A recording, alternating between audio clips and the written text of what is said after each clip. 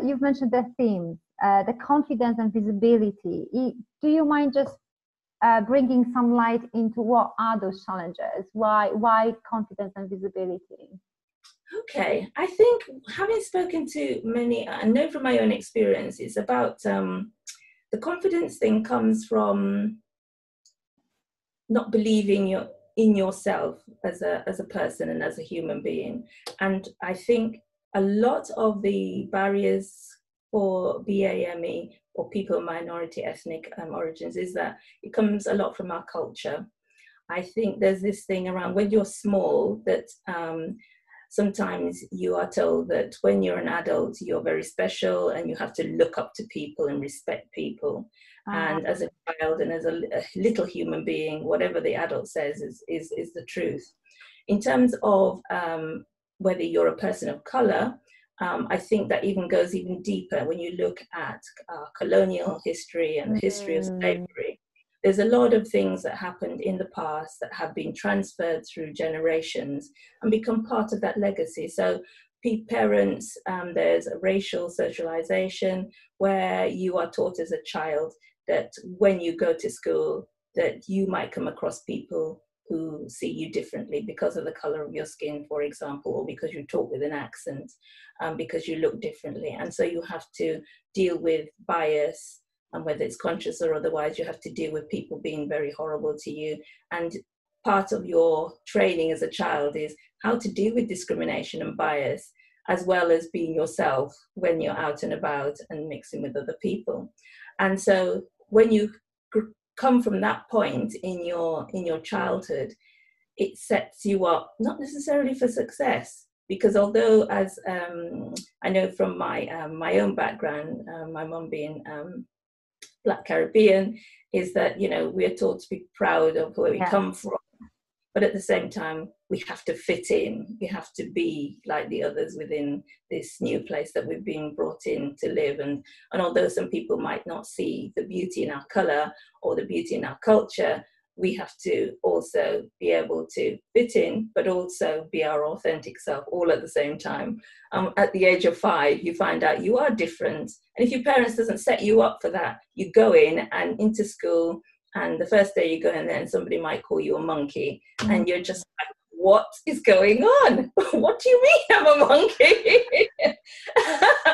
You know, so as a young child, that's not a very nice experience, because you just understand why you are different. And then also because you're from an ethnic minority, if you come from parents who come into the UK from another country, you have to find a way to fit in and adapt. And you often find that the work that people do, they're in lower paid jobs.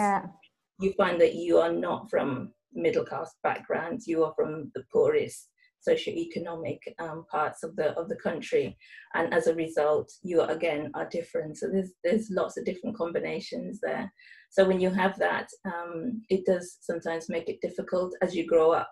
But what you have to do is, if you don't believe in yourself and you don't have that confidence, then somebody else, unless that somebody else mentors you, or is an advocate for you, or tells you you're great at something, unless your parents is from that era where they share their love, they share that you're good enough to be anything you want to be, then that's something you have to find from the outside and in the working life.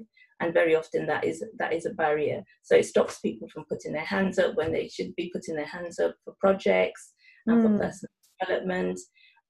It means that sometimes, even though you're in a role that you deserve to be in, you second guess, actually, are you good enough? Are you good enough to be there?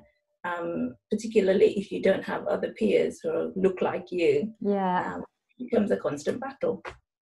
It sounds like from the very early days and years, you can't take so many things for granted, and you have to ask yourself questions or observe the world around you in a quite more aware way, actually, isn't it? So some people, because for some people it may say, yeah, okay, I understand that, but it's 2020, we all are diverse, colonization was so many years ago, it's not relevant anymore, like, because for those who don't have that experience. But It's not like that, is it?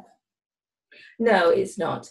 And the reason it's not is because not only has it come through from the generation, but very often your parents have come from another background, and where, for example, there's a report, a BBC report, which showed two examples of two Russell Group university students. One was of BAME background, and one was white middle class background. And I believe that the person who was non-BAME had a lower result. So I think it was a 2-1. And the BAME person had a first-class degree when they came out of this Russell Group University. A year later, the person who was of Asian origin, he's still looking for work. He can't get work. And the reason he can't get work is when they followed his journey is that he really struggles in interviews and assessments, because he lacks that confidence that he needs to engage with people in a way that shares his talent, that shares his enthusiasm. Whereas the person who's from a white middle class background, who's been brought up with all the love, the confidence, and the expectation of being successful, goes in, and although he's got a 2-1 degree, he gets an internship because he's great at connecting, he's great at being visible. He's great at just having open and honest conversations with people, because he doesn't have that barrier that people look at you, see you've got a different skin color, and think, are you ready for this job? Can you do this job? Will you fit in? And all of those questions. That individual doesn't have that barrier.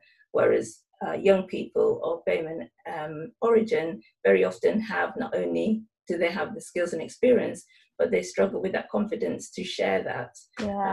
And so it does make a difference for a lot of people. I'm not saying it does for all BAME people, or all BAME students, but for a large number of, unless you prepare young people for that experience, then it can be really, really hard.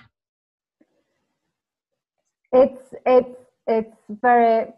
like, as being a parent, and as being a parent, I'm just thinking how much you want to protect your child, how much you want them to grow and have all the best they deserve in the world. And then, the challenges they may be facing, and you have to be preparing from the early year and balancing all that. So it's a lot.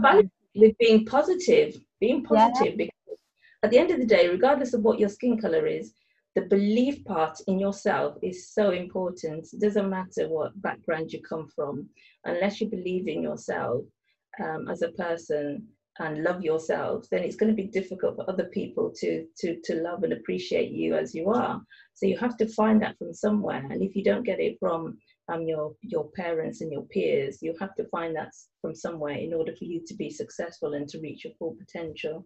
But obviously there needs to be support out there for individuals who struggle with that.